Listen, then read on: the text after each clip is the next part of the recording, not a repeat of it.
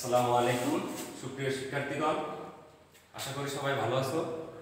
এই মহামারী করোনা দুর্যোগের সময় ঘরবন্দি শিক্ষার্থীদের জন্য বাংলাদেশ শিক্ষা মন্ত্রণালয়ের নির্দেশে অনলাইন পাঠদানক্রমের আজকের বিষয় গণিত।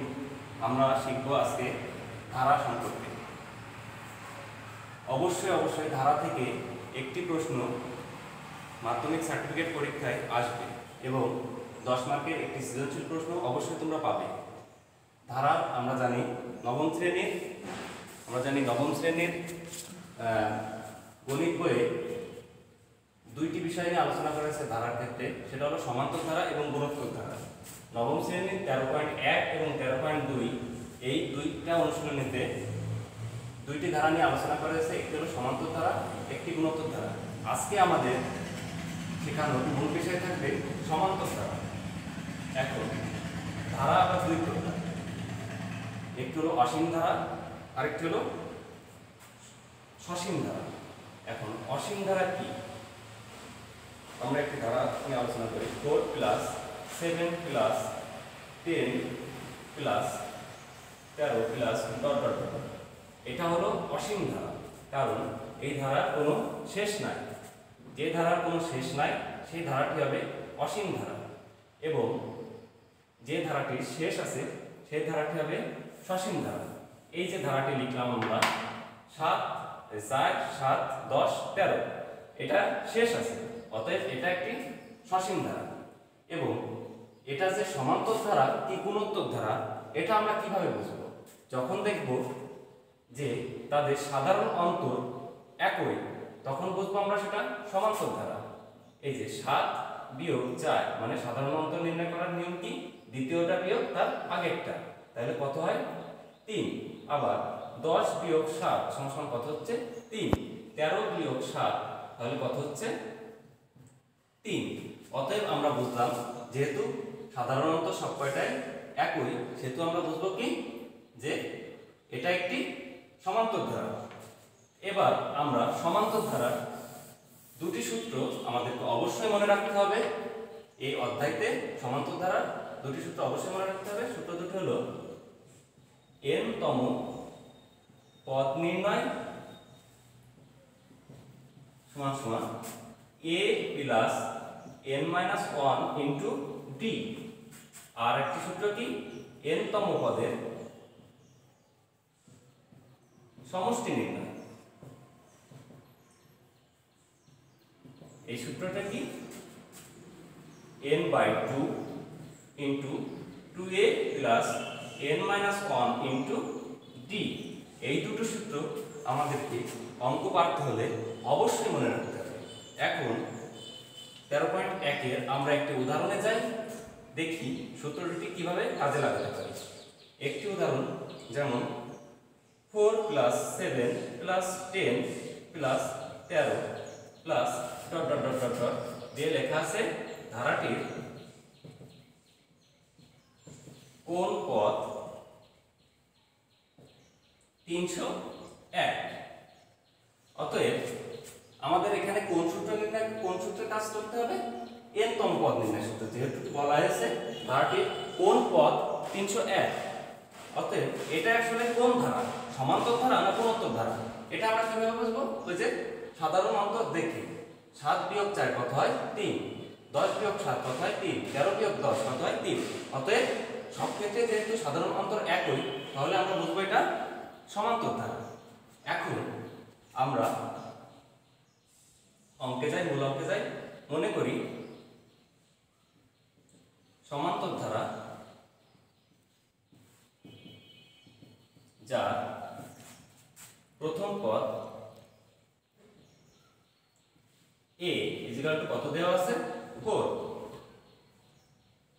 সমান্তর ধারা যার সাধারণ অন্তর d = কত দেওয়া আছে? 7 - 4 দ্বিতীয়টা বিয়োগ প্রথমটা, কত পাওয়া যায়? 3। এবার নির্ণয় করতে হবে আমাদের কি? ধারাটির কোন পদ 301। অতএব আমরা লিখব n তম পদ ধরি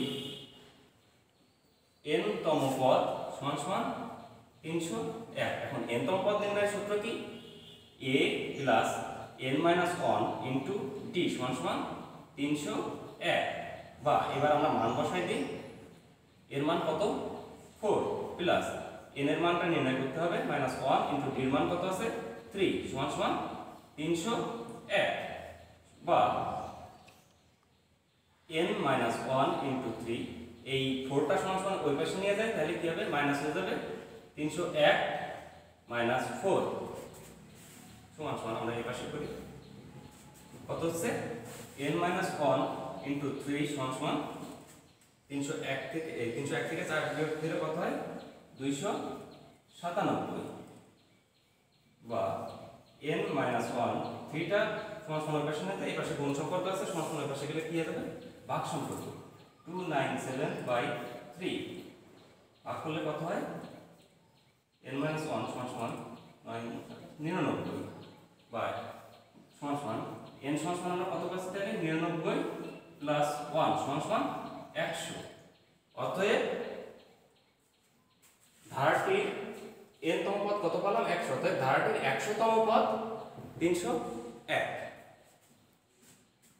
এবার আমরা আরেকটি অঙ্কে যাই। অতএব শিক্ষার্থী বন্ধুগণ, সবাই বুঝেছো যে কোন ধারার n তম পদ নির্ণয় করতে বললে আমাদের অবশ্যই এই সূত্রটি কাজে লাগবে এবং এই সূত্রটি অবশ্যই আমাদের জানতে হবে। এবার আমরা সমষ্টি নির্ণয়ের সূত্রে যাই।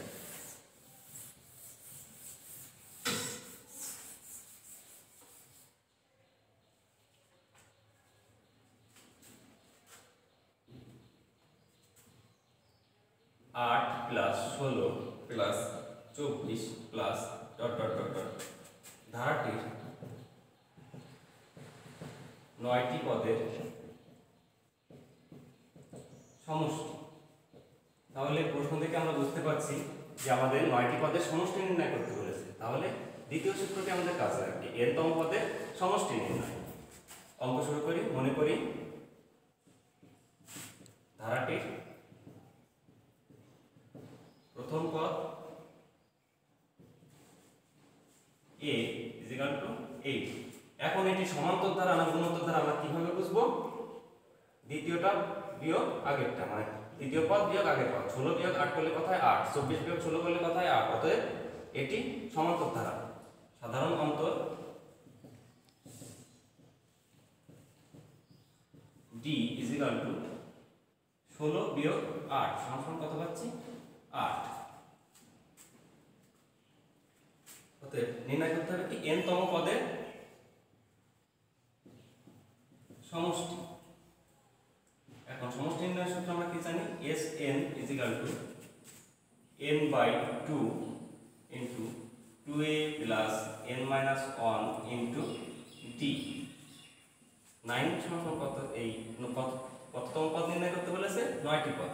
অতএব 9তম পদের সমষ্টি S9 সমান সমান 9/2 2 ইনটু এর মান কত দেওয়া আছে? 8 প্লাস n এর মান কত? 9 মাইনাস 1 ইনটু d এর মান কত? 8। এখানে আমরা অঙ্ক করি 9/2, এখানে গুণ করলে কত হয়? 8 মানে 16 প্লাস 9 থেকে 1 বিয়োগ দিলে হয় 8 গুণ 8।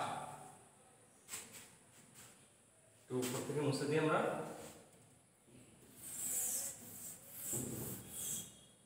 অতএব আমরা পাচ্ছি 9/2 16 প্লাস 8 64।